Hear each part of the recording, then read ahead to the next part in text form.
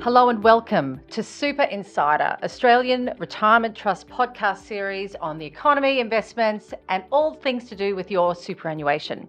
My name is Anne Fuchs and I'm Head of Advice at Australian Retirement Trust. The team and I love helping our members, there's 2 million plus of them, make really great decisions about their retirement savings. I'm sitting here today on Turrbal and Yagara country, and so I'd like to pay respects to elders past, present and emerging. And with me is someone who's just fabulous, Ruth Weaver. So wonderful to see you. Thank you, Anne. I'm delighted to finally be part of the Insiders Club. I know, it's good to have you as part of the Insiders Club. And we're talking today, it sounds like a bit of a morose subject.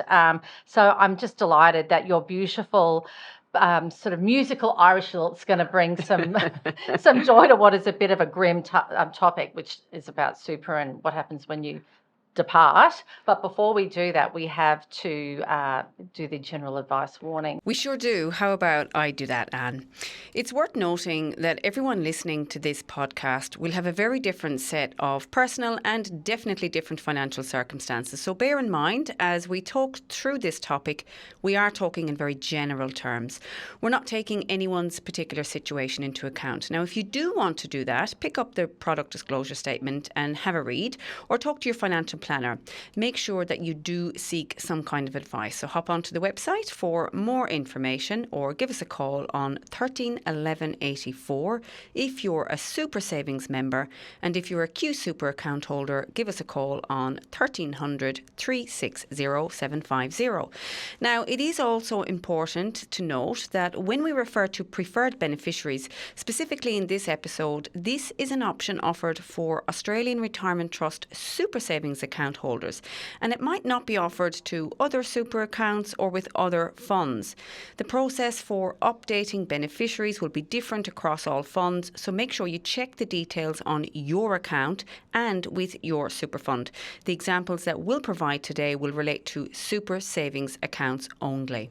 Yeah, you. Now, Ruth, you know, whenever you go and speak to members, you're a member education officer and you've been speaking to members all around this great country for years and they love listening to you. So, again, so cool. You've got a bit of a fan club like Brian Parker, I have to say. So let's start talking about what happens to super when you die. And I guess why are we bringing such a bit of perceived downer subject to Super Insider? Why are we doing this? Look, we're doing it, Anne, because it's really important. There are so many households out there where the only actual asset they have is their superannuation and potentially life insurance that might sit within that superannuation. And I say that because we're one of them. My household is like that, where the estate that I would leave to my family really consists of the house we live in and my superannuation balance and my life insurance.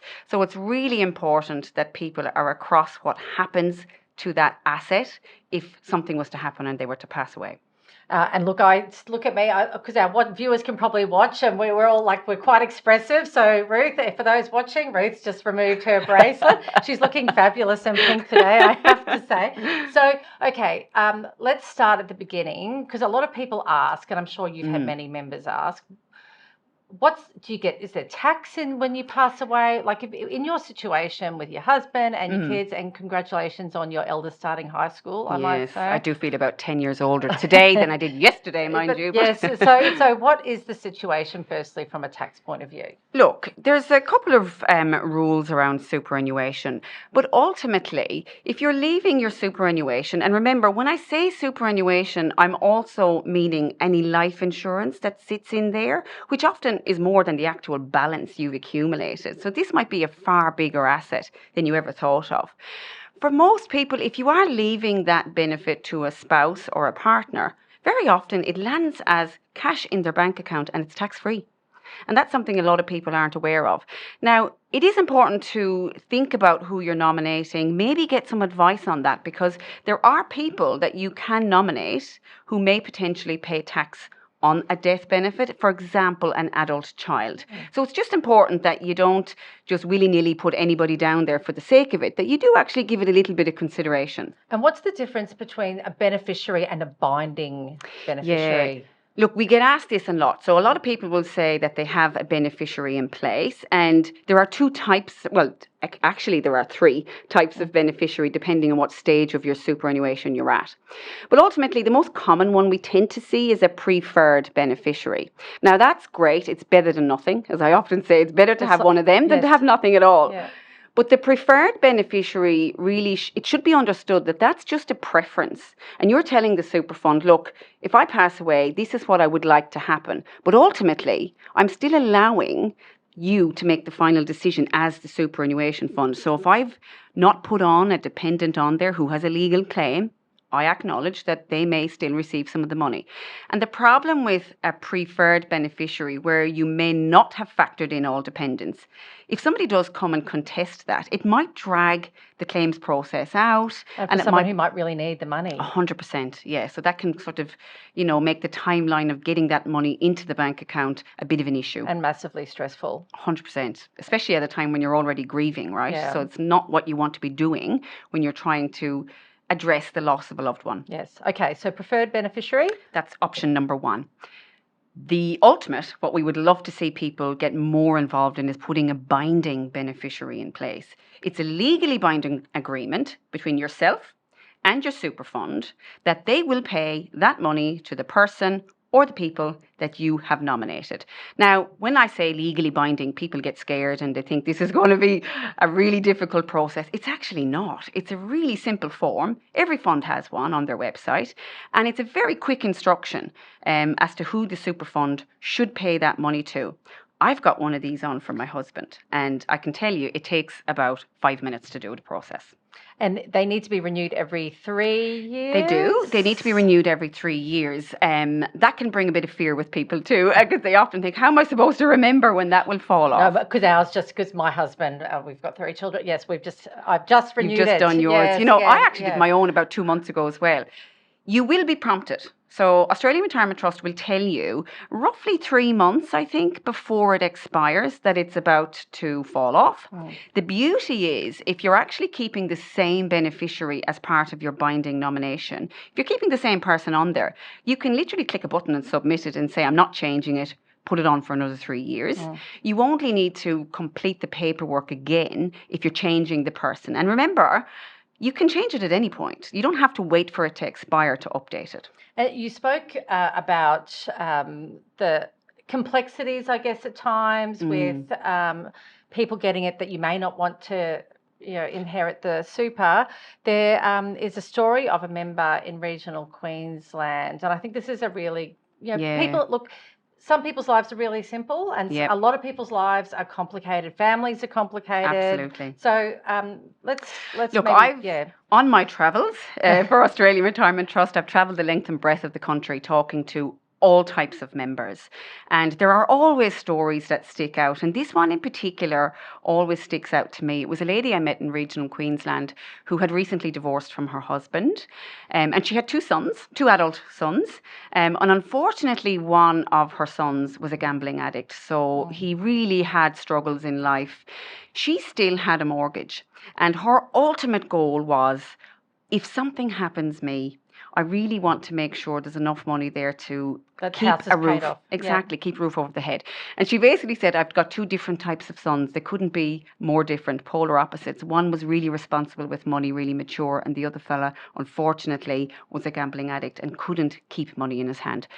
So the way, after the conversation, the way around that tricky situation was to put, what she ultimately decided to do was to put her first son down on a binding beneficiary nomination so that he would receive 100% of the money, with the understanding that he was mature enough to use that to pay off the debt for the home, and then they always had a roof over their head. And that way too, the ex-husband couldn't contest it. The ex-husband couldn't contest it. But more importantly, Anne, the brother, and this is a harsh example, it sounds very mean, but she was doing this in the interest of both of the sons. So the second son, had that been a preferred beneficiary, he had every right to contest that decision. And he could have actually blown that money. 100%. Yep. I know I had a phone call at the start of the year, sadly, from a friend of a member, and this member had been in a car accident and was in a coma, and they weren't sure whether she was going to come out, and they didn't. and no one had an authority on the account. They didn't know how much life insurance she had within her super, and everyone was panicking. And so it was just, I think, a timely reminder for me about making sure there is somebody, I guess in that situation, it would be the responsible son who has a third-party authority that can access that information on the account in the event that it's, you know, you're incapacitated. Yeah. So you're talking about a situation where, you know, somebody hasn't passed away, but the money is tied up and somebody might need to try and figure out what their options here are. You would be surprised how many families out there have no idea where their loved one's superannuation even is. No, I wouldn't be surprised.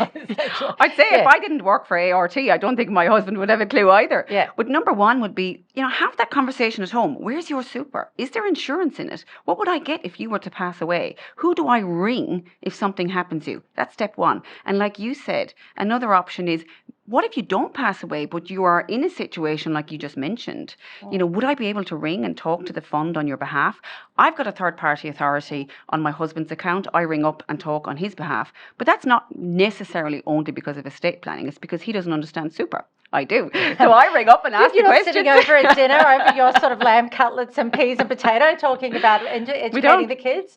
They'd be like, Mum, stop it. Yeah. But the third-party authority can be, you know, can have lots of functions, and the estate planning side of it is certainly an important element of it. Okay, so what else do we need to think about when it comes to passing away and super? Look, I think ultimately the goal here is to make sure that you look at your superannuation and check if you have a beneficiary on there. I cannot tell you how many times we see people have beneficiaries on there, old partners.